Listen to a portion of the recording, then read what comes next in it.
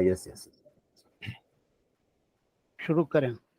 लिखावट संस्था के इस कार्यक्रम में मैं सभी आगंतुक कवियों का और श्रोताओं का स्वागत करता हूं।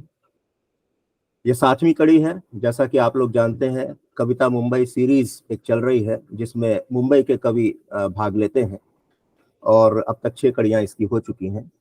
आज हमारे जो आगंतुक कवि हैं, आमंत्रित कवि जो हैं, वरिष्ठ कवि, लेखक एवं पत्रकार आदरणीय श्री हरि मृदुल जी हैं। वरिष्ठ कवि और अनुवादक आदरणीय श्री संजय भिसे जी हैं और वरिष्ठ कवि व्यंग्यकार अलका अग्रवाल सिकतिया जी हैं। आप सभी का स्वागत है। हमारे साथ श्रोताओं में या दर्शकों में कहें, आदरणीय विनोद जी हैं मुंबई से, विनोद कुमार श्रीवास्तव जी, आदरणीय कौशल किशोर जी हैं लखनऊ से, और आदरणीय हृदय मयंक जी हैं मुंबई से। आप वरिष्ठ हमारे सहयोगी हैं। आप तीनों का स्वागत है। इसके अलावा अजय जी का स्वागत है और भगत साहब भी जुड़े हुए हैं आज हमसे, मुंबई में ही एक कॉलेज में प्रोफेसर। आपका सबका स्वागत। लिखावट का एक संक्षिप्त परिचय मैं यहाँ दे दूं। 1989 में आदरणीय श्री रघुवीर सहाय जी, मंगलेश डबराल जी, मिथिलेश कुमार श्रीवास्तव जी, इन तीनों ने मिलकर इस संस्था की शुरुआत की और पिछले 35 सालों से लगातार ऑनलाइन कार्यक्रम हो रहे हैं और फिलहाल ऑफलाइन मोड में ये कार्यक्रम चल रहे हैं और इससे इसका दायरा भी बढ़ा है, सारा भारत इसमें शामिल है। इसके संयोजक फिलहाल मिथिलेश कुमार श्रीवास्तव जी हैं, जो दिल्ली से सारे कार्यक्रमों का संयोजन करते आ रहे हैं और संस्था को एक तरह से मैनेज कर रहे हैं। आप एक वरिष्ठ कवि हैं, आपके 3 कविता संग्रह और गद्य की एक किताब प्रकाशित है, सभी जानते ही हैं। मैं एक संक्षिप्त वक्तव्य के लिए मिथिलेश जी को आमंत्रित करता हूं।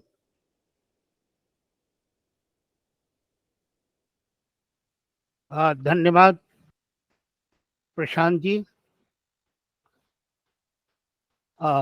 वक्तव्य जैसी चीज अब हम लोग कविता के बीच में नहीं करेंगे। जी जी। इस कार्यक्रम को हमने जरूर कविता मुंबई कहा है, लेकिन ये कविता मुंबई तक सीमित नहीं है। मुंबई में जो लोग रह रहे हैं उनके लिए हमने ये कविता मुंबई किया। वो एक सूत्र में बांधता है। और मुंबई में तो आप जानते हैं देश भर से लोग वहाँ आके रहते हैं, काम काज करते हैं, जीवन संचालित करते हैं और कविता करते हैं। तो मुंबई, हमने पाया कि मुंबई एक ऐसा महानगर है जिसने हमेशा रचनात्मकता को सपोर्ट किया है। कई मशहूर पत्र पत्रिकाएं वहां से निकली हैं। हमारे कई अग्रज पूर्वज लेखक मुंबई से में रहे हैं। तो हम उन सबको याद करते हुए और मुंबई महानगर में ये हमने सोचा कि क्यों ना हम सब लोग इस कविता के माध्यम से जुड़ें। और इसमें लिखावट को सफलता भी मिल रही है और सारे कवियों का सपोर्ट मिल रहा है, लेखकों का सपोर्ट मिल रहा है, जिसमें हमारे आदरणीय हृदय मयंक जी हैं। लंबी बीमारी से उबरे हैं, फिर भी वो लिखावट के कार्यक्रमों में लगातार मौजूद रहते हैं। लिखावट दिल्ली स्थित है और इसकी स्थापना में रघुवीर सहाय, मंगलेश डबराल और मेरा बहुत योगदान रहा।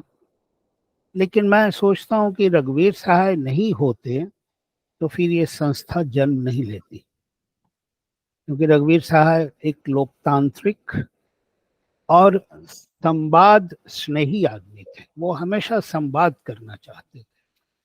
तो हुआ कि इस संस्था को जन्म दिया जाए। तो आज हम लोग यहाँ तक पहुँचे हैं। कोरोना में हमने ऑनलाइन काम करना शुरू किया, उसके पहले ऑफलाइन होता था। हम लोग 3 तरह के कार्यक्रम दिल्ली में करते रहे हैं। एक कैंपस में कविता, यानी कि कॉलेज में जाके हम लोग कविता पाठ करते हैं विद्यार्थियों के लिए। दूसरा एक घर घर कविता है, जो हम मित्रों के घर में आसपास के लोगों के बीच जाके कविता पढ़ते हैं। और एक जो रूप आप सबको पता ही है, ऑडिटोरियम में जाना। तो इस तरह से बहुत सारा काम लिखावट ने किया है। हम कैंपस में कविता मुंबई में भी करना चाहेंगे, क्योंकि हम देख रहे हैं कि कई मित्र हैं जो प्राध्यापन का काम कर रहे हैं कॉलेजेस में। तो उनके कॉलेजेस से हम लोग इस तरह के कार्यक्रम को जोड़ेंगे और उनके यहाँ करेंगे आगे, अभी नहीं। मैं इन्हीं शब्दों के साथ प्रशांत जी को कहूँगा कि आप कार्यक्रम को बढ़ाएं। धन्यवाद। शुक्रिया मिथिलेश जी। क्योंकि अलका जी को जाना है, जल्दी मेहमान आ सकते हैं, तो इसीलिए मैं उनको पहले बुलाना चाहूंगा। जी सॉरी, मैं कह रही हूँ कि संजय जी को बुला लीजिए। थोड़ा सा बीच बीच में मैं एक बार उसको गाइड कर रही हूँ। जी तो कोई बात नहीं, मैं सेकंड नंबर पर आ जाऊंगी। कोई सॉरी उसके लिए बहुत बहुत धन्यवाद। ऐसे कोई बात नहीं, आप आइएगा। संजय भिसे जी सबसे पहले कविता पाठ करेंगे। मैं उनका परिचय दे दूं। परिचय मैं संक्षेप में दूंगा क्योंकि समय का भी हमको ध्यान रखना है। 1976 का आपका जन्म है। आप कवि, कथाकार, अनुवादक हैं और खासतौर पर मराठी से हिंदी अनुवाद आपने किए हैं और पत्रिकाओं में लगातार छपते रहते हैं। अनुदित रचनाएं आपकी हैं। जब मैंने जात छुपाई, एक प्रख्यात दलित कथाकार बाबूराव बागुल की कहानियों का ये अनुवाद है हिंदी में। डॉक्टर बाबा साहेब अम्बेडकर, इन पर आधारित एक किताब, एक जीवन चरित्र छाया चित्रात्मक, उसका आपने मराठी से हिंदी में अनुवाद किया है। और डॉक्टर बाबा साहेब अम्बेडकर के 101 विचार, ये अविनाश सहस्त्रबुद्धे जी की एक पुस्तक है जिसका आपने मराठी अनुवाद किया है। और बुद्ध का जन्मवादी धर्म, अविनाश सहस्त्रबुद्धे जी की ही एक किताब है जिसका आपने मराठी में अनुवाद किया है। सम्मान आपको मिले हैं मराठी अनुवाद के लिए महाराष्ट्र राज्य हिंदी साहित्य अकादमी का बाबूराव विष्णु पराडकर पुरस्कार आपको मिला है।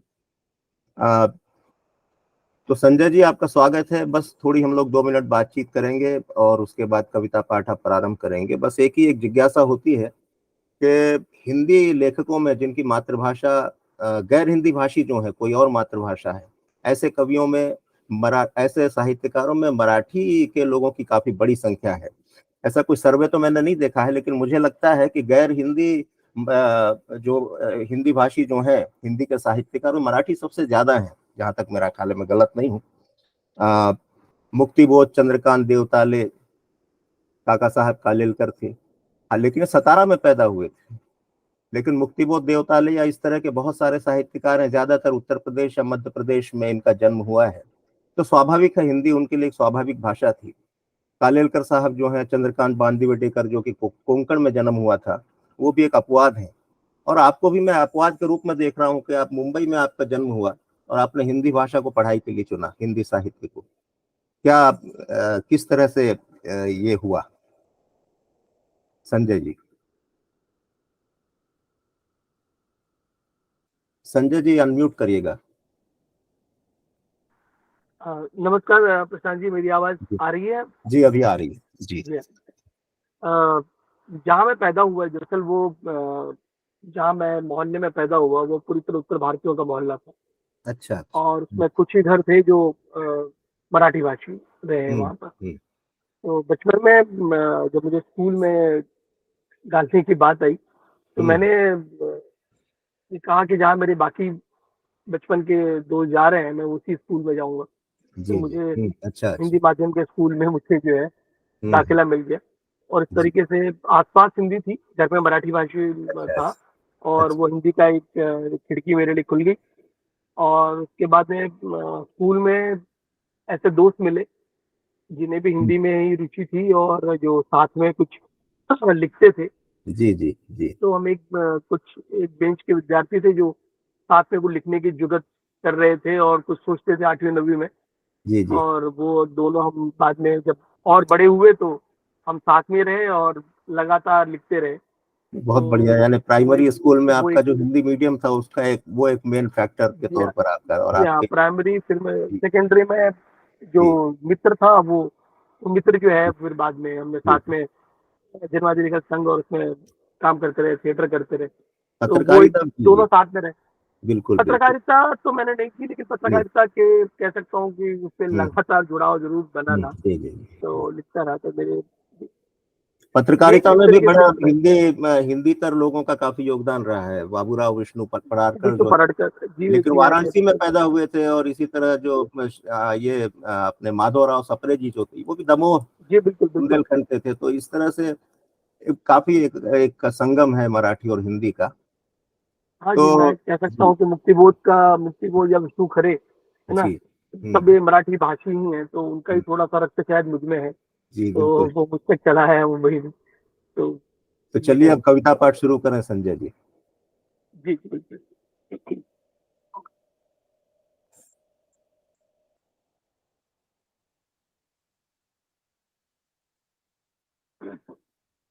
ये कविता शुरुआत करते हुए, मधुबाला की कब्र पर। हम लगभग लौट चले थे अनमने से, कि दिखा था वो बूढ़ा जिसने दिखाई थी हमें तुम्हारी कब्र। गाड़ियों की आवाजाही से बेखबर उस कब्रगाह में, जो बनी है मस्जिद के ठीक पीछे, मेन रोड से सटी। और जैसा कि लिखा है धर्म ग्रंथों में, कि तुम सो रही हो सुकून से, जो तुम्हारी तरह भव्य, नक्काशीदार और प्रशंसकों से घिरी नहीं है। यही था कारण कि वह जवान आदमी, जो लगातार बड़बड़ाता था पाक हृदय की सुंदरता के बारे में, नहीं बता पाया कि तुम ठीक ठीक कहाँ लेटी हो, जमीन के उस टुकड़े में, किंवदंती बन चुकी अपनी मुस्कुराहट के साथ, जिसकी अब भी नकल करती हैं चर्चित अभिनेत्रियां। लेकिन यह तो है, तुम्हारे बदन की तरह ही संगमरमर की है तुम्हारी कब्र, जिस पर खुदी है तुम्हारे जन्मने और लौटने की तारीख, और अलग अलग भाषाओं में लिखा नाम है तुम्हारा, जिसका रंग तुम्हारी स्मृति की तरह अब घिस गया है। पर उस जीवन का कहीं भी जिक्र नहीं है जिसे जीना चाहती थी तुम शिद्दत से, न उस नींद का जो तुम्हें उपलब्ध नहीं थी, न उस खत का जिसे लिखा था तुमने सपने में और जागते ही फाड़ फेंका था। तुम्हारी अगल बगल दो नारियल के पेड़ हैं बेसुध से खड़े, संगमरमर से घिरी जो तुम्हारी मिट्टी है, उस पर उगा है नन्हा पौधा एक, जिस पर खिली है ढेर सी कलियां। शायद वह उगा है तुम्हारी आंखों पर, और जो दूसरा उगा है पौधा कांटों का, शायद वह तुम्हारे दिल से उगा है। कब्रगाह की चार दीवारी से लगे खेल के मैदान से जब आती है भीतर दीवार लांघती, किसी बच्चे के मासूम बल्ले से लगी टप्पा खाकर तुम्हारी गोद में ठिठकती गेंद। और जब वो बच्चा आता है दीवार फांदता पूछता गेंद, और खरोच आती है हाथ पर गेंद जल्दी उठाने में, तब क्या तुम उसकी हथेली को सहलाती हो, और बच्चे के वापस जाने पर सच में इंतजार करती हो गेंद के अगले टप्पे का। मुगले आजम के उस अंतिम कारुणिक दृश्य में, जब चुनवाया गया था तुम्हें दीवार में, जिसके नीचे थी लंबी अंधेरी सुरंग, जिससे होकर तुम हमेशा के लिए निकल गई थी गुमनामी और अकेलेपन के भयावह अज्ञातवास की ओर। करोड़ों लोगों को सिनेमा घर की स्याही में डुबोकर अपनी अतृप्त इच्छाओं और प्रार्थनाओं के साथ, मधुबाला क्या वह सुरंग इस मस्जिद के पीछे खुलती है? मधुबाला क्या वह सुरंग इस मस्जिद के पीछे खुलती है? बहुत अच्छी। बहुत खूब, बहुत बढ़िया। वाह। बहुत बढ़िया। धन्यवाद। awesome.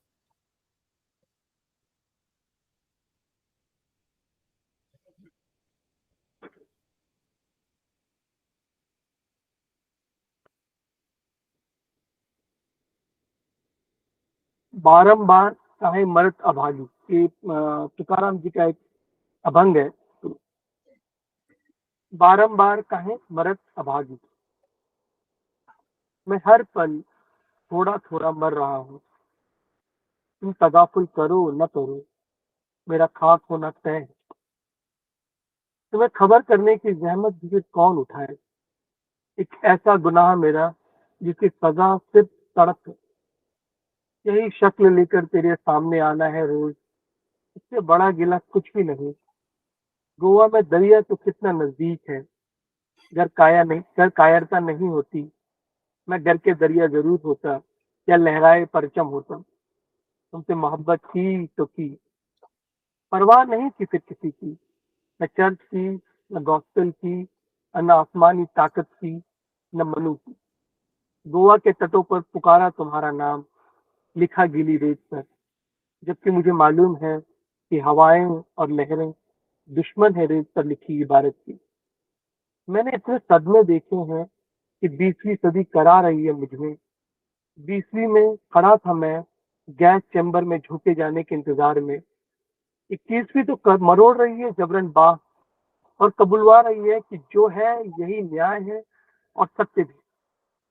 तुझे खोना किसी गिरिक त्रासदी या महाभारत या रामायण या शेक्सपियर के नाटकों से कम त्रासद नहीं। तुझ भी चाहे जितना समझाए मुझे, तेरी उदास आंखों से दुख मुक्त नहीं हो सकता मैं। बुद्ध के सामने भी मार से कहीं ज्यादा यशोधरा की भीगी आंखें रही, फिर मैं तो निरा मनुष्य ठहरा।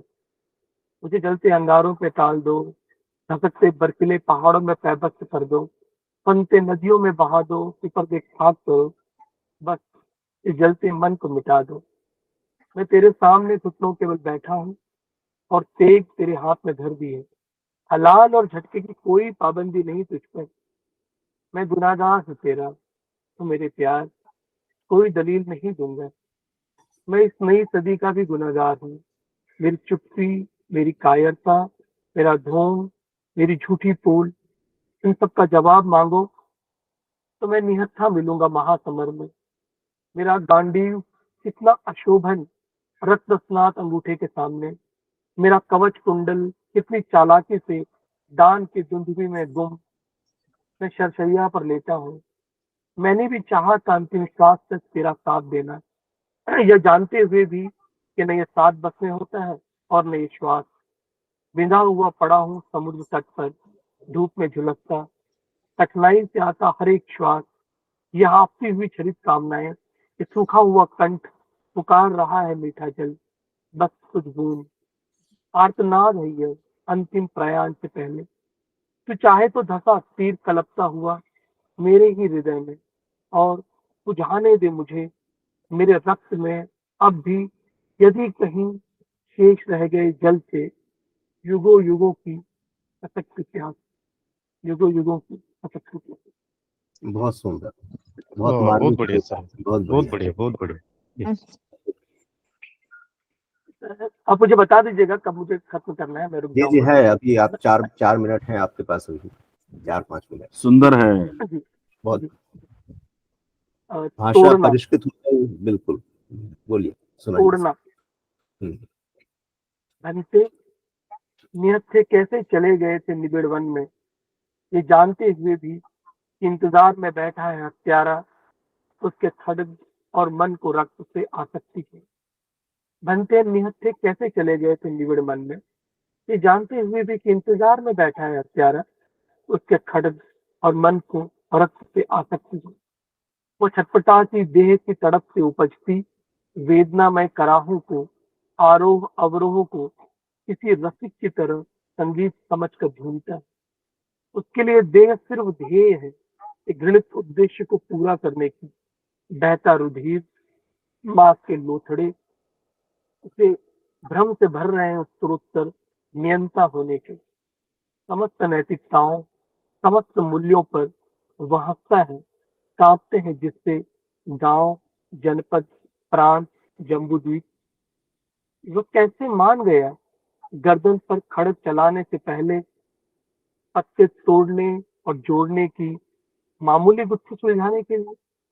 जोड़ने की असहायता जैसी इतनी मामूली बात में कोमल हरे पत्तों ने कैसे पिघलाया उसका कठोर हृदय, कैसे रूपांतरित हो सका उसका समूचा वजूद, कैसे बन सका अत्यंत भिक्षु अंगुलीमाल जो था जघन्य हत्यारा। आनंद, बात केवल इतनी थी, उसके भीतर कहीं गहन तल में अभी बची हुई थी मनुष्यता, जो आने वाली सदियों में स्नेह में विलुप्त होती जाएगी, जो आने वाली सदियों में स्नेह में विलुप्त होती जाएगी। बहुत खूब, बहुत बढ़िया सर। बहुत बड़ी, कुछ अलग तरह की कविताएं हैं जी। और सुनाइए। सुना सकता हूँ समय हो बहुत तो। ही मतलब आपने पौराणिक कथाओं को इतना जी, जी, खूबसूरत बनाया है। नहीं पौराणिक ही नहीं, मुगले आजम से लेकर माइथोलॉजी तक उसको आज के जीवन से जोड़ा है उन्होंने, ये बड़ी बात है। एक और सुना वो संजय जी। जिसमें वो पिल्ले वाली होता है ना, पिल्ले का रूपक है जिसमें, है वो सामने। थोड़ी सुननी पड़ी, 2 मिनट।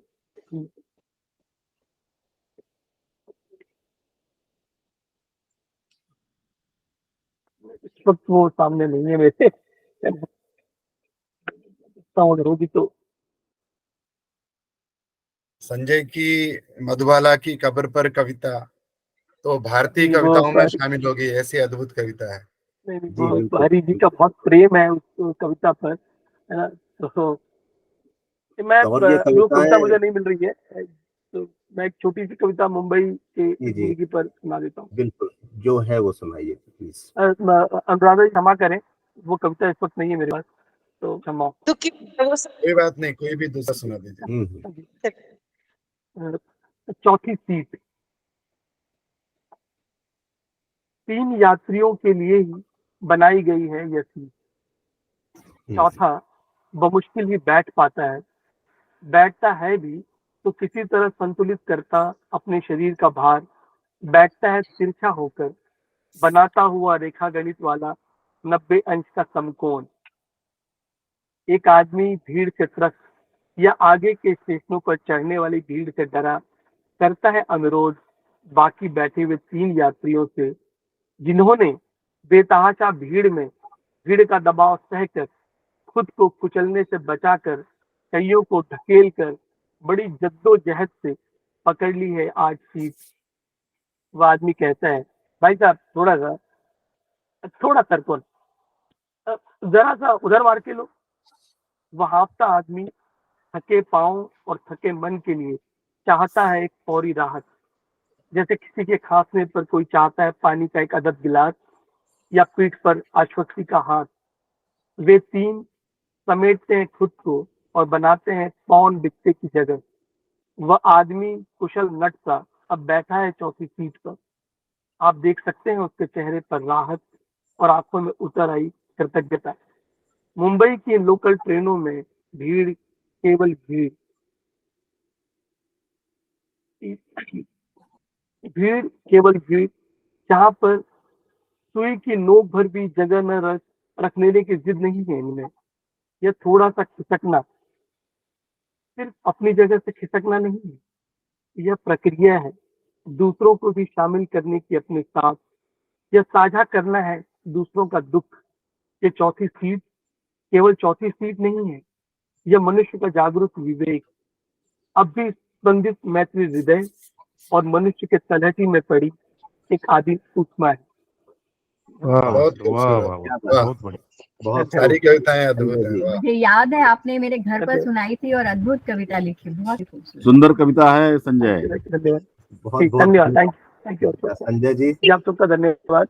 और ये दिल की गहराइयों से निकली हुई आवाज है, देखा जाए तो यहाँ तक कि जो पौराणिक या बैकग्राउंड पे भी है, वो भी एक तरह से आपके अंदर वो वाइब्रेशंस अभी भी मौजूद है। मैं धन्यवाद। आगे बढ़ने से तो हरी और अलका जी को भी सुनने के लिए उत्सुक हूँ, दोनों मेरे बिल्कुल हाँ, प्रिय परिचित है ना। यस। आगे बढ़ने से पहले 1 मिनट में जो नए मेहमान जुड़े हैं उनका स्वागत कर दूं। अनुराधा जी तो शुरू से ही है, उनका नाम लेना भूल गया था। आपका स्वागत है अनुराधा जी एक बार और। इसके बाद भारती श्रीवास्तव है और करुणा अग्रवाल है, और तो ये दो नए मेहमान। अनूप सेठी जी दिखे थे थोड़ी देर के लिए, अभी नहीं है, शायद फिर आएंगे। आप सभी का स्वागत है। अब मैं बुलाता हूं अलका अग्रवाल सिकतिया जी को कविता पाठ के लिए। संक्षिप्त परिचय मैं दे दूं। अलका जी कटनी से हैं, मूलतः अभी मुंबई में शादी के बाद से रह रही हैं, काफी साल हो गए हैं। विज्ञान ग्रेजुएट हैं, अंग्रेजी और हिंदी में आपने एमए किया है, और 2 स्वर्ण पदक भी आपने हासिल किए हैं। कहानी, व्यंग्य, कविता, ये तीनों विधाओं में आप लिखती हैं, और पत्रकारिता भी करती हैं, बहुत रेगुलर नहीं लेकिन आपने किया है। बचपन से ही आप लिखती आ रही हैं। सारिका में आपकी पहली कहानी छपी थी, नवांकुर विशेषांक, सारिका में छपी। आकाशवाणी जबलपुर से कहानी और व्यंग्य पाठ वगैरह काफी कम उम्र से आप करती आ रही हैं, और फिल्म, टेलीविजन और रेडियो के लिए भी आपने काफी लिखा है। आपका एक कहानी संग्रह मुर्दे इतिहास नहीं लिखते ये है, व्यंग्य संग्रह है मेरी तेरी उसकी भी, और कविता संग्रह है 2, खिड़की एक नई सी, और दूसरा अभी आने वाला है, ये गजल संग्रह होगा। स्तंभ आपने लिखे हैं कुछ अखबारों के लिए, लोकल जो मुंबई के अखबार हैं, बहुत से अखबारों में आपने स्तंभ लिखे हैं, और संपादन का काम भी किया है, महिला पेज जो एक अखबार में आता है बुधवार को। 2 लघु फिल्में आपने बनाई हैं। परसाई जी की आप एक साधारण भाषा में ही कहना चाहूंगा कि फैन या दीवानगी की हद तक परसाई जी के प्रति आपकी श्रद्धा रही है, और उनका भी स्नेह आपको मिला है। और संयोग से आपने अपना पीएचडी का शोध भी परसाई जी पर ही किया है। और एक और इंटरेस्टिंग बात यह है कि हुबनाथ जी जो हैं, जो प्रोफेसर हुबनाथ सिंह आपके पीएचडी गाइड थे, और लिखावट के मंच पर वो 2 बार आ चुके हैं। सम्मान आपको जो मिले हैं, हिंदी साहित्य, महाराष्ट्र राज्य हिंदी साहित्य अकादमी का प्रेमचंद सम्मान, निरंतरा गोदरेज फिल्म फेस्टिवल में प्रथम स्थान आपने हासिल किया था। फिल्म अदृश्य जो है, इसको कई राष्ट्रीय और अंतर्राष्ट्रीय सम्मान मिले हैं। इसके अलावा एक लंबी फहरिस्त है। यूके का एक सम्मान आपको मिला है, स्वस्थ भारत सारथी सम्मान आपको मिला है। व्यंग्य यात्रा, ये दिल्ली से दिया जाता है, ये आपको मिला है। यादव बिस्मिल्लाह है, करियर आफ्टर फैमिली, CFBP स्त्री शक्ति सम्मान आदि सारे डिटेल्स गूगल में मिलेंगे, यहाँ कुछ कहने की जरूरत नहीं है। लेकिन एक कहूंगा कि नागपुर में एक इंस्टीट्यूट है, national institute for research in environmental engineering, जिसको शॉर्ट में लीरी कहते हैं। उस संस्था के एक आयोजन में भी आपने पर्यावरण पर एक भाषण दिया था, उसके लिए आप सम्मानित हुई थी। फिलहाल आप राइटर्स व जर्नलिस्ट एसोसिएशन महिला विंग मुंबई के अध्यक्ष हैं। परसाई मंच आप चलाती हैं मुंबई में, और इस साल परसाई जी की जो है जन्म शताब्दी अभी चल रही है। तो अलका जी, ये आपका परिचय था। अब यहीं से बात करें कि परसाई जी की जो जन्म शताब्दी वर्ष है इस साल, क्या आपकी योजना है? कुछ मुंबई में आप आयोजन कुछ करने वाली? जी बिल्कुल। दरअसल मैं तो शुरू कर चुकी हूँ, और इस बात को मैं यहाँ आपके मन से भी कह दूं कि सबसे पहले 1 साल पहले से ज्यादा हो गया जो मैंने व्हाट्सएप ग्रुप परसाई जन्म शताब्दी का बनाया था, और उसमें काफी विद्वान जो परसाई जी से जुड़े रहे वो सब भी जुड़े हैं उसमें। और हरी जी से मेरी चर्चा भी हुई थी कि परसाई मंच की गतिविधियां लगातार चलती रहनी चाहिए। तो जनवरी में हमने यूनिवर्सिटी में, आपने भूपनाथ सर का नाम लिया, तो यूनिवर्सिटी में हमने ऑलरेडी परसाई जी पर कार्यक्रम किया था। और परसाई की याद जो कार्यक्रम है, परसाई मंच का एक ब्रांड प्रोग्राम है। अब ये हालांकि ब्रांडिंग और परसाई जी बहुत विपरीत वो हैं, लेकिन ये दरअसल ऐसा है कि परसाई की याद कार्यक्रम लोग जानते हैं।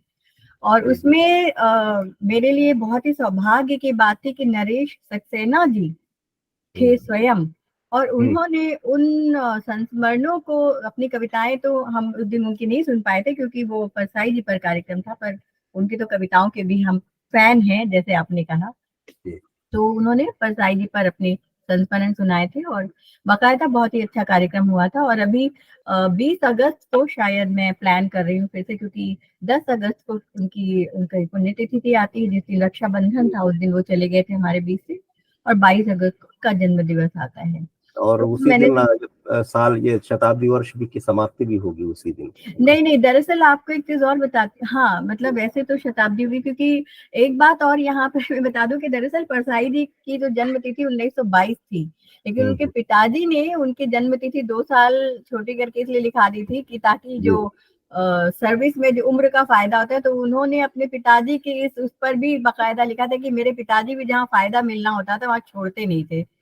तो ये बात जी, तो इस पर तो काफी बहस होती है। बिल्कुल जी। बिल्कुल। इससे पहले आप शुरू करें, बस एक छोटा सा एक सवाल। बीएससी के बाद डेंटिस्ट्री में आपका सिलेक्शन हुआ था, लेकिन आप गई नहीं, तो क्या लगता है, ठीक किया कि गड़बड़ किया? नहीं दरअसल अगर आप मतलब डेंटिस्ट हो जाती तो फिर इस तरह से साहित्य का काम नहीं हो पाता। हाँ, क्योंकि मेरे अंदर बाय डिफॉल्ट जो है ना वो सॉफ्टवेयर, कला और राइटिंग का फिट था, तो जी जी छपने लगी ही थी मैं। और हालांकि डेंटिस्ट अब देखिए बहुत ही मैं बहुत ईमानदार हूँ अपने बोलने में भी और अपने कृतित्व में भी। तो जी उस समय ना हम जो डेंटिस्ट के पास जाया करते थे, हम उनको 40 रुपए दिया करते थे फीस के। तो हमने कहा कि डेंटिस्ट बनेंगे तो सिर्फ 40 रुपए देंगे जो भी हमारे पेशेंट आएंगे, तो 40 रुपए में घर कैसे चलेगा।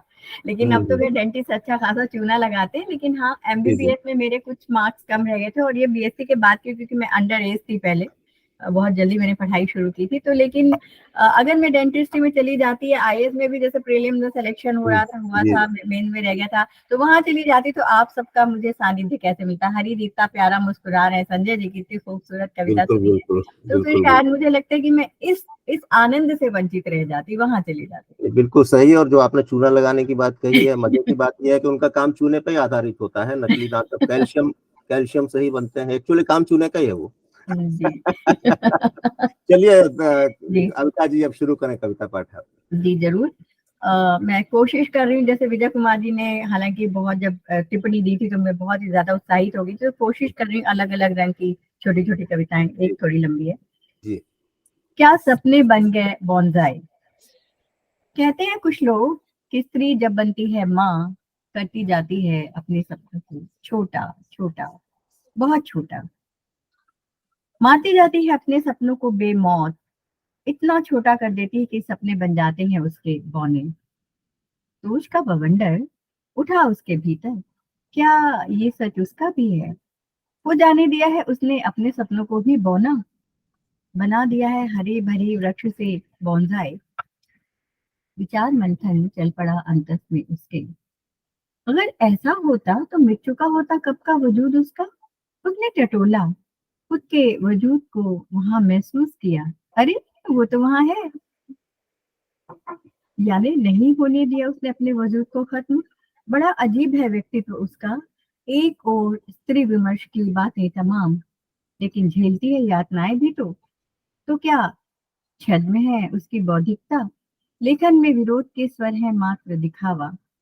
तर्कों की मथानी से फिर मंथन वो करने लगी, सांसारिक सच की सोच तब नवनी सी उतरी। पत्नीत्व और मातृत्व का चुनाव उसका ही तो है, तो फिर जायज है शायद कुछ समझौते भी। यातना सहते हुए भी खुद को वह खुश रख पाती है, अपने वजूद से पहचानी जाती है। यानी नहीं होने दिया उसने अपने सपनों को बोना, जिजीविषा के पानी, महत्वाकांक्षा की खाद और आत्मसम्मान की धूप से बचाया है इसने अपने सपनों को बॉन्जाई बनने से। क्या बात, बहुत खूब। बोनसाई का रूपक जो है बहुत ही प्रभावी है। शुक्रिया। और ये वर्ग पर है चाय, क्योंकि अक्सर ये कहा जाता है कि स्त्रियां जो होती हैं वो घर गृहस्थी से बाहर ही नहीं निकलती, उनका विजन बहुत छोटा होता है। मैं ये नहीं कहती कि बहुत बड़ा होता है, लेकिन मुझे बहुत सी चीजें परेशान करती जो घर गृहस्थी के दायरे के बाहर की भी होती हैं। तो छोटी सी एक कविता है, कौन से वर्ग की चाय। 250 स्क्वायर फीट के, ये खास करके जो महानगरों के जो लोअर मिडिल क्लास है उसकी मानसिकता को डिपिक्ट करती हुई कविता है। 250 स्क्वायर फीट के मेरे फ्लैट में बनती है जो चाय, न जाने क्यों कभी नहीं भाती मुझको। पहुंचता हूँ चाय के टपरी पर, जहाँ खदबदा रही है टोप में, खदबद खदबद खदबद चाय। अदरक इलायची की खुशबू फैल रही चारों ओर, जो शायद डली है उसमें सुबह से। कटिंग चाय फुल चाय, कटिंग चाय फुल चाय पीते आपस में भी बतियाते लोग नहीं लगते मुझे अच्छे। चाय तो अच्छी लगती यहाँ, लेकिन ये लोग अपने स्तर से नीचे के हैं लगते। टीवी में देखता जब मैं हाई प्रोफाइल लोगों को पीते चाय, नक्काशीदार सेट में अंग्रेजी चाय, काश बुलाना मुझे भी चाय पर मेरा वजूद तो वहाँ कीड़े सा है। सोचता हूँ सरकार बुला ले, करे चाय पर चर्चा मुझसे, लेकिन मैं त्रिशंकु की तरह लटका अपने फ्लैट के भगोने में ही चढ़ाता हूँ चाय। देख रहा हूँ नीचे टपरे पर गंदे लोगों को पीते चाय, देख रहा हूँ टीवी में एलीट लोगों को पीते चाय, और फिर मैं अपनी बनाई चाय पीकर मुंह बनाता हूँ, कंफ्यूज हूँ कौन से वर्ग की है ये चाय। क्या बात, बहुत खूब। बहुत खूब। धन्यवाद। और हाँ, इसमें एक सो कॉल्ड प्रोग्रेसिव सोच पर एक कविता है, हमारी भी होती है वो, मैं भी अपने आप को उसमें शामिल कर रही हूँ। स्वागत। नहीं देखती वे सपने, मैंने देखा पहाड़ों पर कुछ लड़कियां आई हैं बिताने छुट्टियां, पढ़ती हैं, घूमती हैं, बुद्धिमानों की महफिल में शिरकत भी वो करती हैं, नहीं बनाती खुद वे रोटियां। एक है लेखिका, एक पढ़ाकू, एक उद्योग कर्मी, एक समाज सेवी और एक पत्रकार, हैं उनके अपने अपने सरोकार। सनराइज देखने वे सब होटल से बाहर निकली, सुबह सुबह कितनी औरतें उन्हें गारा बनाते हुए दिखी। जिसने पढ़ा था साहित्य, कहा उसने, याद आ रही है मुझे निराला की वह तोड़ती पत्थर। लेखिका ने निकाला नोटपैड और लिखा उस पर, क्योंकि वहां एक बच्चा भी साथ में सामान उठा रहा था, पत्थर उठा रहा था। लेखिका ने लिखा नोटपैड पर और लिखा उस पर, बचपन की बस मस्ती नहीं उसके भाग्य में, उठा रहा मासूम बोझा हाथ में। समाज सेविका बच्चे के पास गई कि कुछ बातें और खींची सेल्फी उनके साथ। पता चला बच्चा है भूखा। उससे पूछा, समोसे चॉकलेट खाओगे? जानता था वो बच्चा तो सिर्फ भात। उद्योग कर्मी उनसे बोली, यहाँ जो मिलता है उससे ज्यादा दूंगी, तुम सबको शहर ले चलूंगी। पत्रकार ने बनाई रिपोर्ट, नारी सशक्तिकरण की मिसाल बना रही हैं औरतें, पहाड़ों पर मकान बना रही औरतें लेकर श्रम की मशाल। मैं प्रभावित हो गई, चुपचाप उनके पीछे गई। कुछ देर में वे शानदार लंच खा रही थी और उन मजदूर औरतों के संग खींची फोटोज में अपनी सफलता की कहानियां बना रही थी। हालांकि यहाँ भी ये कविता खत्म हो सकती है, लेकिन मैंने उसे थोड़ा सा और विस्तार दिया है। उधर वे श्रमजीवी लगी थी वैसे ही श्रमदान करने में, जानती हैं नया कुछ नहीं घटने वाला, इसलिए नहीं गंवाती वक्त सपने देखने में वे। लेकिन हाँ, वो मासूम बैठा कर रहा है समोसे का इंतजार। जिस दिशा में गई हैं वो लड़कियां, उस पथ को रहा वो लगातार निहार।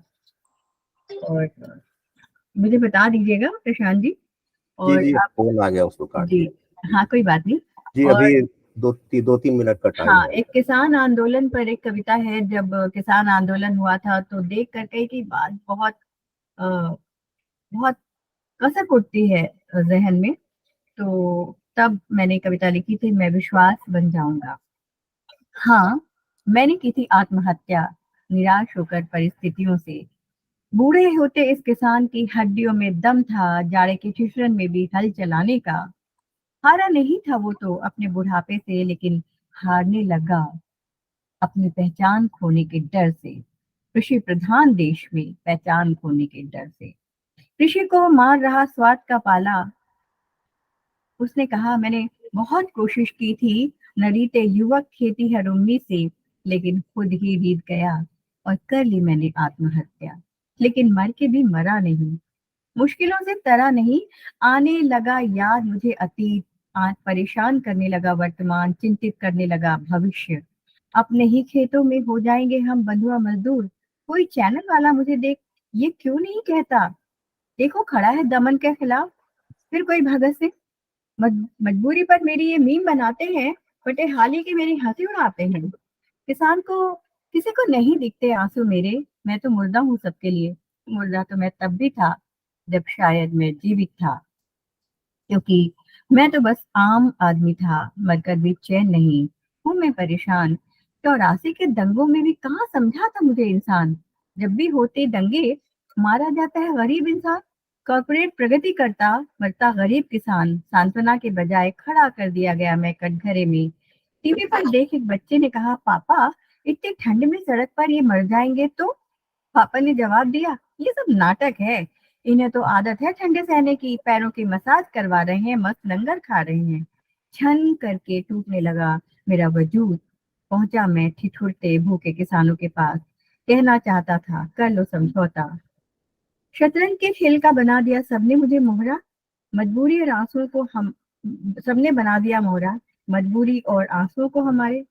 लगता है कुछ हासिल होगा, पर मौन हो गया देख उस नन्हे सिख बच्चे का हौसला। कड़कड़ाती ठंड में नहीं था वो पस्त। ओज भरी वाणी में वो बोला, सरफरोशी की तमन्ना अब हमारे दिल में है। मुझे फिर याद आए, पाश मैं नर्म घास हूँ, जितना दबाओगे फिर उतना उठ जाऊंगा। सिरन दौड़ी मेरी मुर्दा काया में, विश्वास बन इन ठिठुरते शरीरों में प्रवेश कर जाऊंगा। मैं फिर से जीवित हो जाऊंगा, हाँ मैं विश्वास बन जाऊंगा।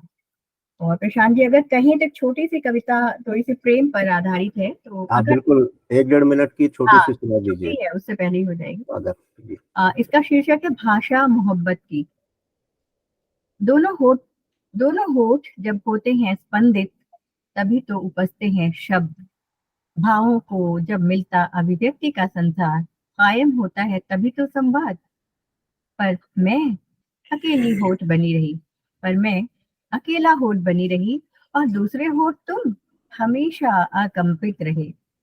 मेरे तुम्हारे रिश्ते की अनुभूति ने कभी भी ना लिया भाषा का स्वरूप।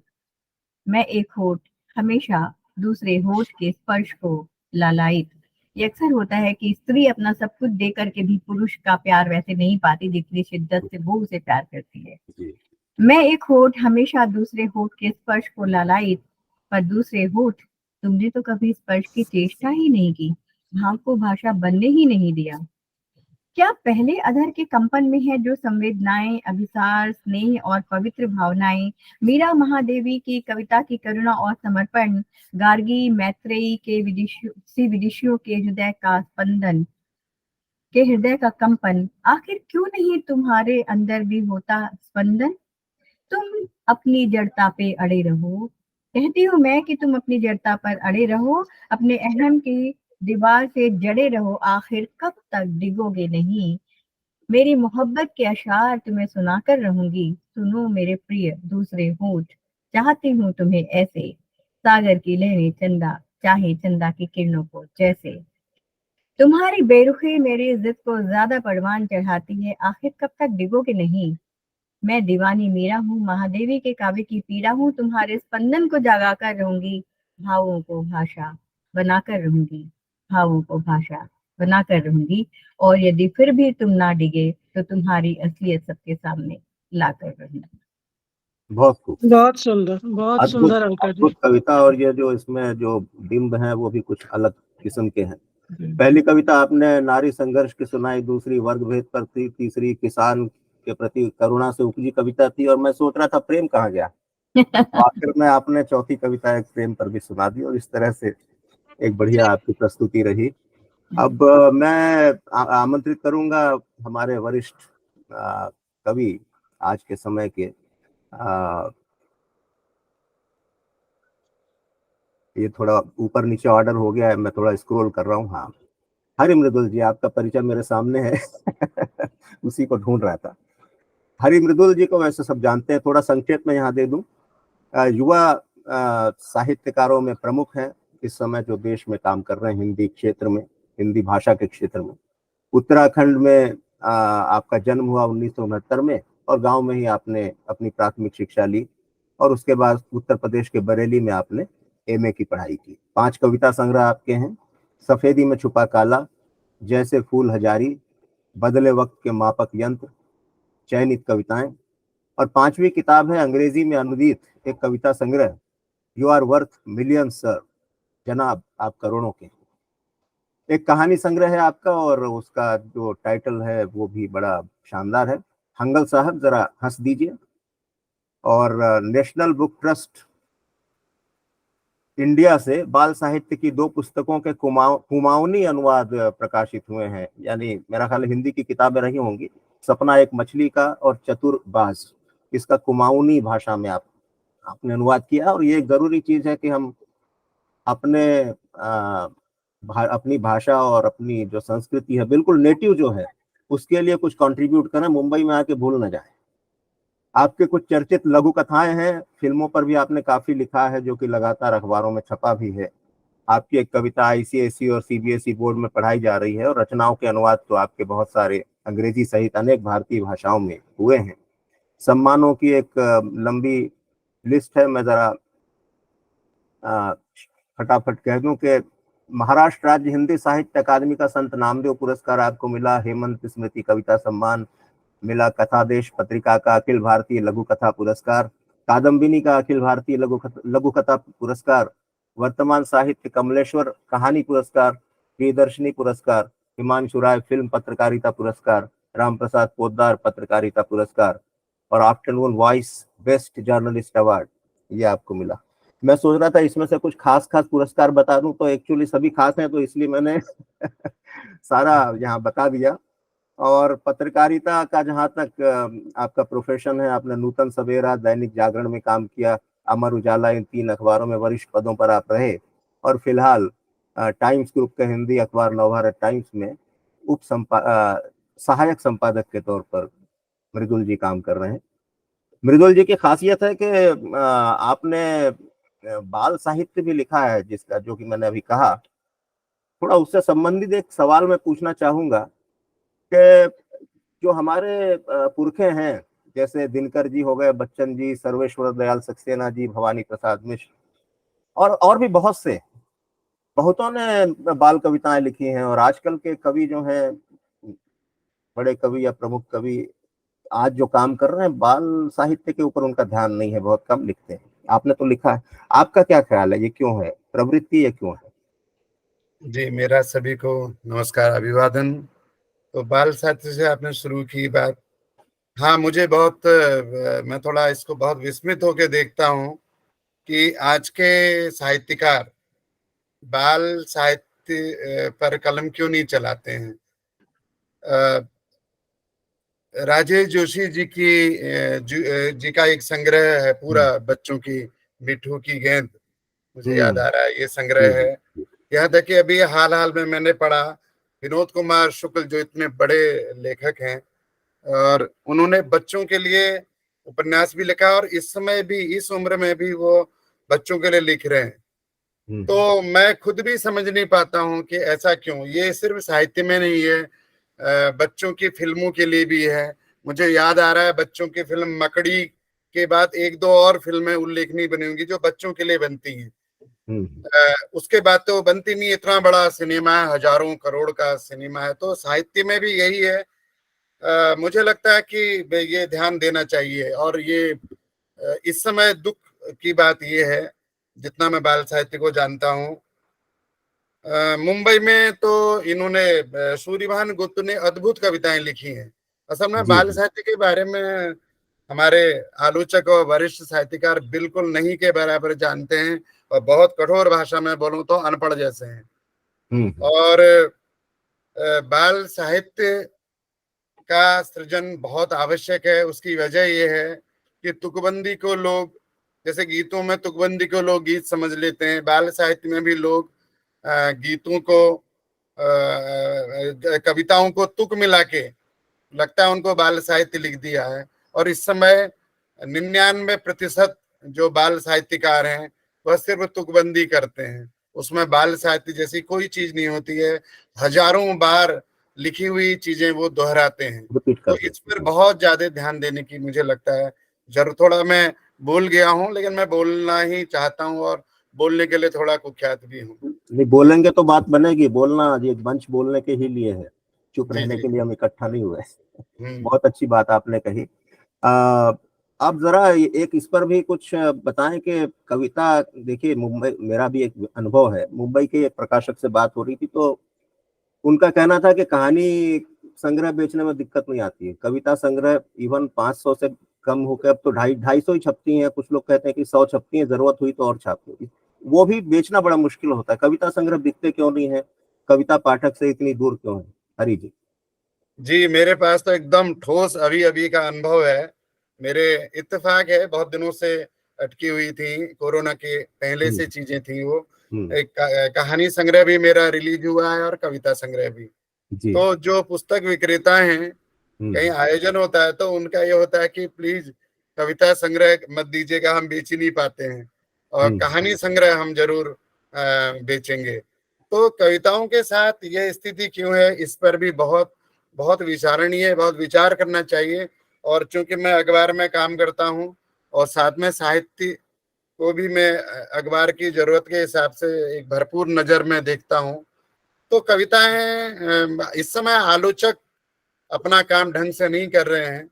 बहुत कम आलोचक हैं, बहुत ही कम आलोचक हैं। विजय कुमार जी जैसे मुंबई में हैं, श्रेष्ठतम आलोचक हैं, लेकिन उनके बाद की पीढ़ी में बहुत कम लोग ऐसे हैं जो कविता पर वाकई एक विहंगम दृष्टि जिनको डालनी चाहिए, और कविता का यह हाल कैसे हो गया है इस पर विचार करना चाहिए।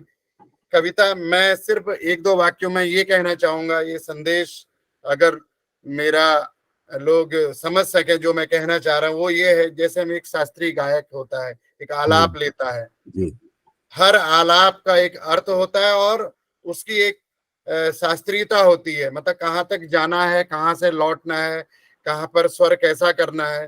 तो कविता में भी वह शास्त्रीयता होती है, एक आंतरिक छंद होता है, शब्दों की मितव्ययिता होती है, और छंद बंधन से मुक्त करने से जो लोग समझते हैं कि कविता बहुत आसान हो गई है, ये बहुत ही मूर्खतापूर्ण सोच है। कविता और भी कठिन हो जाती है जब छंद मुक्त होती है, ये ऐसा मेरा निजी मत है। तो कविता बहुत ही कठिन कार्य है, लोग इसको बहुत आसान कैसे समझ लेते हैं, मुझे बहुत आश्चर्य होता है। जी बिल्कुल सही है। और एक मोटे तौर पे देखा जाए तो कविता से छंद का जाना, उसी के साथ पाठकों की भी दूरी शुरू हो गई। छंद का एक अपना महत्व ऐसा मुझे लगता है, बिल्कुल ही दरकिनार कर दिया जाना ठीक नहीं। हालांकि कुछ ऐसी चीजें हुई हैं कि छंद के नाम पर बहुत कुछ मंचों पे होने लगा, और इस तरह से फिर गीत की विधा को ही एक तरह से दरकिनार कर दिया गया। वो सब सोचने की बात, वो अलग विषय है। हरि जी, अब अपना कविता पाठ शुरू करें प्लीज। जी, मैं कविता पढ़ रहा हूँ, चादर। जी। विज्ञापन में दिखी झक सफेद चादर, वॉशिंग मशीन से अभी अभी धुली हुई। थोड़ी देर तक तो समझ में ना आया प्रचार किसका, चादर का, वॉशिंग मशीन का, डिटर्जेंट पाउडर का, कि उस 18 साल की लड़की का जो वस्तुओं की फेहरिस्त में अघोषित तौर पर पूरी तरह थी शामिल। चमक रही थी चादर, बातें कर रही थी वॉशिंग मशीन, आधा चम्मच डिटर्जेंट पाउडर के झाग से भर गया था पूरा टब। किसी जादूगरनी की तरह हंस रही थी 18 साल की वह लड़की। दिन में 10 बार चमकाई जा रही थी चादर, 10 बार ठूंसी जा रही थी आंखों में वॉशिंग मशीन। झाग टीवी के पर्दे से कमरे के फर्श पर जैसे अब फैला तब फैला। वह लड़की तो 8 साल की मेरी भतीजी के तन में आकर बस ही गई। मायावी चादर, मायावी मशीन, मायावी लड़की। क्या बात। एक दिन आम हो जाएगी वॉशिंग मशीन, कोई बात नहीं करेगा डिटर्जेंट पाउडर की। लड़की बूढ़ी हो जाएगी, मर जाएगा विज्ञापन। एक दिन आम हो जाएगी वॉशिंग मशीन, कोई बात नहीं करेगा डिटर्जेंट पाउडर की। लड़की बूढ़ी हो जाएगी, मर जाएगा विज्ञापन। चर्चा में रहेगी फिर भी चादर, चर्चा में रहेगी फिर भी चादर। चादर वही कबीर की 550 साल पुरानी, झीनी झीनी बीनी। बहुत खूब, बहुत खूब। बहुत सुंदर। एक तरफ उपभोक्तावाद और दूसरी तरफ आध्यात्म, क्या बात है। दूसरी कविता है, मैं बाजार में।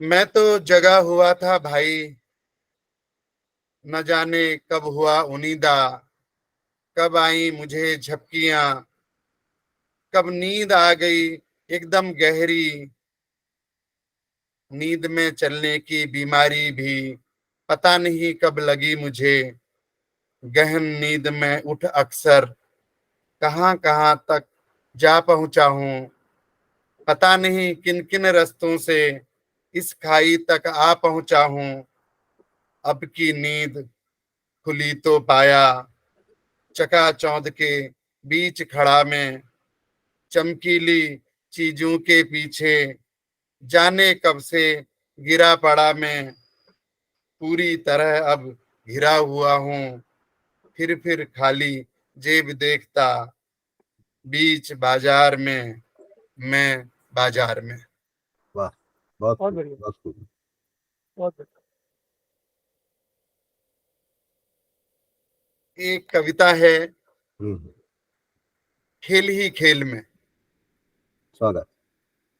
इक्के के सामने नहीं ठहर सका बादशाह, बेगम कुछ न कर पाई बादशाह के सामने, गुलाम नतमस्तक हो गया बेगम के आगे।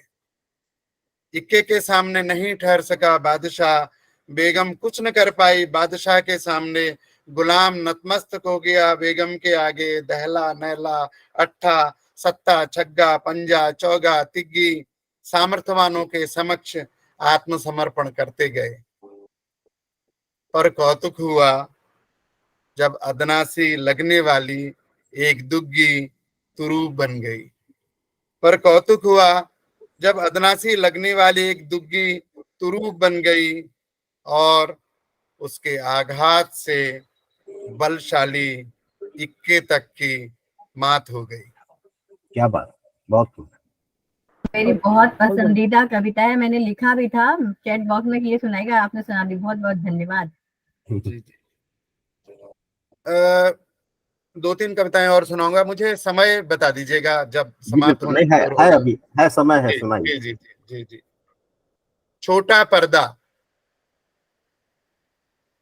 बड़े सच को उघाड़ कर सामने लाने की बात कर रहा था छोटा पर्दा, इसीलिए छोटे पर्दे का महत्व काफी बढ़ रहा था, लेकिन छोटे पर्दे पर जो बड़ा सच था एकदम नंगा, समाचार वाचक उसके साथ बड़ी नंगई से खेलने लग गया था।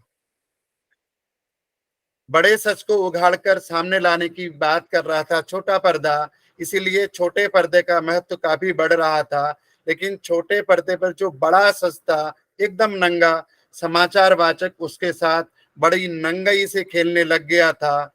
दरअसल हर चैनल को फिक्र थी अपनी दर्शकता की, इसी चक्कर में बेची जा रही थी सनसनीखेज खबरें। ये खबरें बाकायदा रची जाती थी, फिर इनकी शानदार पैकेजिंग होती थी। इन खबरों में कुछ विचित्र किस्म के चित्र होते थे, कुछ अभद्र और अश्लील शब्द, और होती थी संयोजन की जबरदस्त कारीगरी। जो है सो है, विश्लेषण का कोई मतलब ही नहीं होता था। अजीबो गरीब बात यह कि सच फिर भी सामने आ ही जाता था, परंतु लोगों को तो जैसे अफवाहों का इंतजार रहता था। बाजार गर्म रहता था अफवाहों का, सच एकदम बर्फ। छोटा पर्दा बड़े सच को उघाड़ने की बात करने के बावजूद बड़ा पर्दा नहीं बन सकता था। छोटा पर्दा बड़े सच को उघाड़ने की बात करने के बावजूद बड़ा पर्दा नहीं बन सकता था। यह छोटे पर्दे का बड़ा समकालीन त्रास था। वाह, बहुत खूब। एक कविता ये मेरे मन की है, बहुत आक्रोशित होकर ये मैंने कविता लिखी थी। स्वागत। हवा हो गए हत्यारे, यह कविता अभी भी प्रासंगिक है, अभी भी हत्यारों का कुछ अता पता नहीं है। संदर्भ है दाभोलकर, कलबुर्गी और गौरी लंकेश की नृशंस हत्याएं। जी, पानसर है ये। जी, जैसे कि हवा से गोलियां बरसी, और फिर हवा हो गए हत्यारे। जैसे कि हवा से गोलियां बरसी और फिर हवा हो गए हत्यारे। थोड़ी ही देर गूंजी चीख हवा में, थोड़ी सी छटपटाहट हवा में तैर गई। हवा में बिखरे हत्या के सुराग और हवा में ही हत्यारों के अनुमान लगे। हवा में ढूंढ हुई हत्यारों की, मानो हवा में छिपे बैठे हत्यारे। कई तरह की चली हवा, फिर हवा कई कई तरह की, झुलसाती, दहलाती, अकुलाती, मदमाती, मुस्काती, हुलसाती, कितनी ही तरह की हवा। हवा में है कई सवाल अब, हवा में ही हैं उनके जवाब। दरअसल इस समय शासक बिल में बैठे काले नाग की मानिंद हवा खा रहा है और जनता के चेहरों की हवाइयां उड़ी हुई है। वाह, बहुत बहुत बहुत अच्छी सशक्त, कविता, बहुत मार्मिक कविता, बहुत बहुत शानदार गहरी कविता। कविता। जी और एक दो कविताएं मैं सुनाता हूँ। जी। एक कविता है मुंबई की, दादर स्टेशन। जी, स्वागत। इसके बाद एक पहाड़ की कविता सुनाइएगा। कौन सी? इसके बाद पहाड़ की कविता सुनाइएगा कोई। जरूर जरूर जरूर जरूर जरूर। मैंने भी लिखा है जिसमें आपका कुमाऊनी शब्द थे, बहुत ही मधुर प्यारी लगती है। मैं कोशिश करता हूँ जी, जो मेरे पास है मैं सुनाऊंगा। तो मैं दादर स्टेशन सुना देता हूँ पहले। जी बिल्कुल, स्वागत। थोड़ी कौतूहल वाली कविता, लेकिन कुछ कहती है। जी। दादर स्टेशन। पश्चिम रेलवे से मध्य रेलवे और मध्य रेलवे से हार्बर वाया कुर्ला। पश्चिम रेलवे से मध्य रेलवे और मध्य रेलवे से हार्बर वाया कुर्ला। आप दादर स्टेशन पर जितनी लोकल ट्रेन बदल सकते हैं उतना ही नसीब भी। आप दादर स्टेशन पर जितनी भी लोकल ट्रेन बदल सकते हैं उतना ही नसीब भी, वरना तो भटकते रहिए, पूरा जीवन गुजर जाएगा, दादर समझ में नहीं आएगा। दादर समझ में नहीं आएगा तो मुंबई महानगर क्या खाक समझ में आएगा? दरअसल मुंबई के खजाने की चाबी इसी स्टेशन पर है। सच बात तो यह भी है कि अगर आप मुंबई में नहीं रहते हैं तो आपके लिए दादर को समझ पाना बहुत मुश्किल है। बिल्कुल, क्या बात है, बहुत अच्छा, बहुत बढ़िया। तो मैं सुनाता अरे हूँ वो आगे आपको। आगे मैं पीछे पीछे तुम वाली कविता है। जी जी जी, मैं बिल्कुल सुनाता हूँ। हाँ संजय जी, बहुत आभार, आपने ये कविता याद दिलाई। मैं सुनाता हूँ। एक दो प्रेम कविताएं हैं, उसी में कुमाऊनी परिवेश की कविता भी आ जाएगी। आगे आगे तुम, आगे आगे तुम, पीछे मैं, तुम्हारे कदमों पर मेरी कदम ताल, पाँव के निशानों पर मेरी आवृत्ति। आगे आगे तुम, पीछे मैं, तुम्हारे कदमों पर मेरी कदम ताल, पाँव के निशानों पर मेरी आवृत्ति। सामने घाट, सीढ़ियां, शांत शीतल जल, एक स्पर्श। अब जाकर मची हलचल, पता नहीं कब से यहाँ कोई आया नहीं। बड़े दिनों बाद गूंज रहा है घाट, अनोखी लग रही पदचाप, जैसे आलाप। आगे आगे तुम, पीछे मैं। वाह वाह वाह, बहुत खूब। बहुत बढ़िया। ये कविता है, संजय को बहुत पसंद है, घुघुती। और इनकी शिकायत थी कि ये जरूर बताना ये किसके लिए लिखी है। तो ये मैंने अपनी पत्नी नेहा के लिए, जीवन संगिनी नेहा के लिए लिखी थी। जी जी। तो नेहा के लिए। कहाँ है मेरे हिस्से का आसमान, अब भरनी है मुझे ऊंची उड़ान। क्या यही कहती हो जब फुलाती हो कभी गर्दन, घुमाती हुई चहुं ओर, एकाएक बंद कर लेती हो आंखें और उड़ जाती हो सैकड़ों किलोमीटर दूर, फिर कब लौट आती हो पता ही नहीं चलता। मैं ये बात बताना भूल गया कि घुघुती एक उत्तराखंड का पक्षी है जो कबूतरों की नस्ल का होता है। कहाँ है मेरे हिस्से का आसमान, अब भरनी है मुझे ऊंची उड़ान, क्या यही कहती हो जब फुलाती हो कभी गर्दन, घुमाती हुई चहुं ओर, एकाएक बंद कर लेती हो आंखें और उड़ जाती हो सैकड़ों किलोमीटर दूर, फिर कब लौट आती हो पता ही नहीं चलता। तुम अक्सर इतनी ऊपर उठ जाती हो, बौनी नजर आने लगती है समूची सृष्टि, तभी पुकारने लगता हूं मैं, कहाँ हो घुघुती, मेरी ओ घुघुती। क्या बात, बहुत बहुत सुंदर। खूब, बहुत सुंदर। हाँ। ये बहुत एक सुंदर। अच्छा सजेशन जब रहा। भी मतलब जब भी नेहा जी का मूड खराब होता होगा तो ये कविता सुना देते होंगे हरी जी, है ना? जी ठीक जी, हो जाता होगा। मैं ये आखिरी कविता सुना हाँ, दूं स्वागत है, स्वागत है आज की। हरी जी, जी जी, सुनाइए। मुझे लगता है समय भी हो ही रहा है। हाँ, नहीं, एक सुना दीजिए। न्योली एक कविता है। न्योली कुमाऊनी में एक विधा, लोकगीतों की विधा है और बड़ी दुर्लभ विधा है। उस ऐसी विधा है कि जिसमें दो पंक्तियां दोहे की तरह होती हैं, लेकिन एक ही पंक्ति होती है दरअसल, दूसरा सिर्फ उसको सहारा देने के लिए पंक्ति होती है, लेकिन पंक्ति सिर्फ एक होती है। तो ऐसी दुर्लभ विधा पर एक प्रतीकात्मक कविता है न्योली। जी। इसमें न्योली एक पहाड़ की महिला है असल में। अच्छा। न्योली, दुनिया की सबसे सुरीली आवाज जो तुम्हें सुनाई दे रही है उस औरत की है जो चट्टान के ठीक बगल में एक हाथ और एक पैर पर खड़ी हरी घास को हंसिए से काट रही है बड़े ही जतन से। दुनिया की सबसे सुरीली आवाज जो तुम्हें सुनाई दे रही है उस औरत की है जो चट्टान के ठीक बगल में एक हाथ और एक पैर पर खड़ी हरी घास को हंसिए से काट रही है बड़े ही जतन से। इस समय वह गा नहीं रही है, सिर्फ गुनगुना रही है। हाँ, घंटे भर बाद घास का गट्ठर चट्टान पर रख जब वह गाएगी न्योली, काटते काटते उगाता है चौमास का वन, बहता पानी थम जाता है नहीं थमता मन, सारा जंगल उदासी से भर जाएगा। दुनिया की सबसे सुरीली आवाज आंसुओं में ढल जाएगी।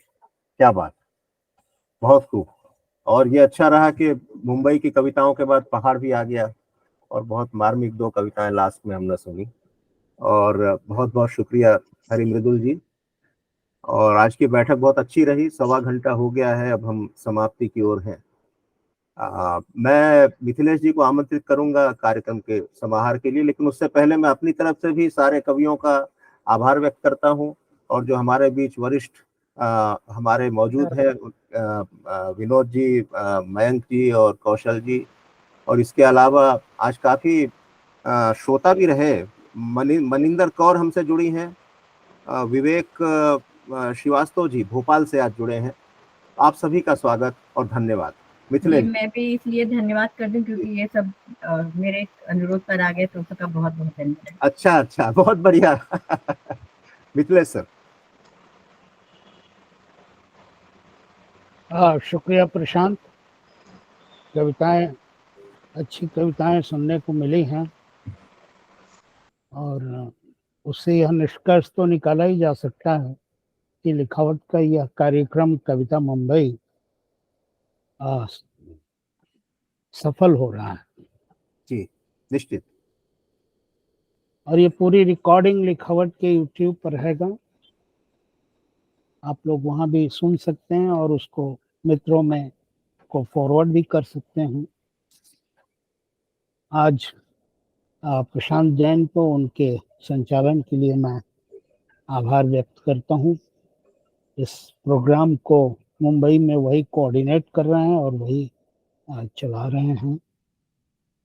मैं संजय वी से अलका अग्रवाल सिगतिया और हरि मृदुल, आप तीनों का आभार व्यक्त करता हूँ। आप लोगों ने बहुत अच्छी कविताएं चुनी और उनका यहाँ पाठ किया। तो इन्हीं शब्दों के साथ मैं आज के इस कार्यक्रम को खत्म करता हूँ।